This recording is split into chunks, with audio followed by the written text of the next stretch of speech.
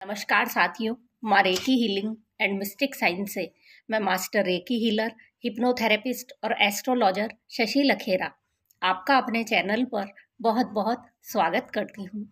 साथियों, आज हम बात करेंगे कि शिवरात्रि पर ऐसे क्या विशेष उपाय किए जाएं जिससे कि हमारे 9 के 9 प्लैनेट ठीक हो जाएं और अपने सकारात्मक प्रभाव हमें दे।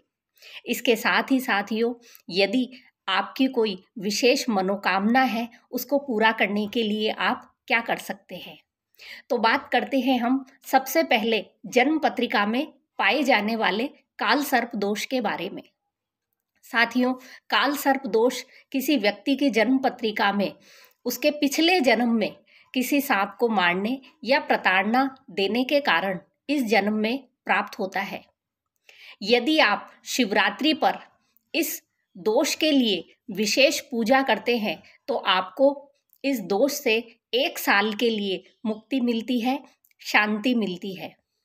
क्योंकि साथियों, काल सर्प दोष एक बहुत बड़ा दोष माना जाता है जो व्यक्ति के जीवन में धन संबंधी परेशानियां, स्वास्थ्य संबंधी परेशानियां और संघर्ष भर देता है। तो साथियों, आपको क्या करना है, आपको पहले ही कोई ऐसा मंदिर ढूंढना है जहां पर शिवलिंग पर नाग देवता उपस्थित ना हो। ऐसा मंदिर आप ढूंढिए और वहां जाकर यदि आप शिवरात्रि के दिन नाग देवता की स्थापना कराते हैं तो आपको काल सर्प दोष से थोड़े समय के लिए मुक्ति मिल जाती है और आपका जीवन सरल होने लगता है, आपके काम बनने लगते हैं। इसके साथ ही साथियों, यदि कोई व्यक्ति चाहता है कि उसकी शादी नहीं हुई तो उसके लिए वह क्या करे। तो साथियों, शादी के लिए जो लड़के हैं वो जाकर शिवरात्रि वाले दिन महादेव जी को शिवलिंग पर वस्त्र अर्पित करें। इससे जल्दी ही उनके शादी के योग बनेंगे।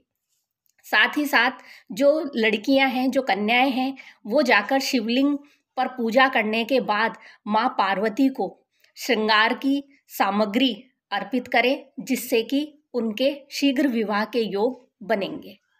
अब साथियों, हम बात करते हैं कि यदि किसी व्यक्ति का कोई ग्रह पीड़ित है तो वह क्या करे। तो साथियों, ये सभी उपाय सभी व्यक्ति कर सकते हैं, चाहे उनकी जन्म पत्रिका में कोई प्लैनेट पीड़ित हो अथवा नहीं। अगर पीड़ित है तो सकारात्मक प्रभाव मिलेंगे और यदि पहले से अच्छी पोजीशन में है तो उसके और अच्छे प्रभाव बढ़ जाएंगे। तो साथियों, सबसे पहले हम बात करते हैं सूर्यदेव की। सूर्यदेव यदि किसी व्यक्ति की जन्म पत्रिका में पीड़ित है तो ऐसे व्यक्तियों को शिवलिंग पर जाकर घी से अभिषेक करना चाहिए।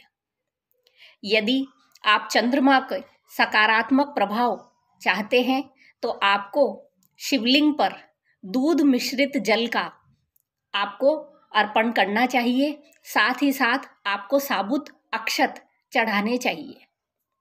यदि किसी व्यक्ति की जन्म पत्रिका में उसे मंगल ग्रह के अच्छे प्रभाव चाहिए तो उसे शहद से शिवलिंग पर अभिषेक करना चाहिए। साथियों, इसके साथ यदि बुध ग्रह के अच्छे प्रभाव पाने हैं तो आप हरे साबुत मूंग अर्पित कीजिए।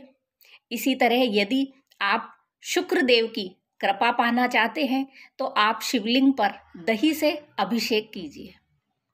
यदि आप शनि के दुष्प्रभावों से मुक्ति चाहते हैं और इनकी कृपा दृष्टि चाहते हैं तो आपको काली उड़द और जल में काले तिल मिलाकर अर्पण करने चाहिए और साथ ही साथ शमी पत्र को चंदन या केसर के पानी में भिगोकर अर्पित करना चाहिए। साथियों, गुरु ग्रह के अच्छे प्रभावों के लिए आपको जल में हल्दी मिलाकर अर्पित करनी चाहिए। और साथियों, जैसा कि राहु और केतु के प्रभावों के लिए आप जो शिवलिंग पर नाग देवता होते हैं उनकी पूजा कीजिए।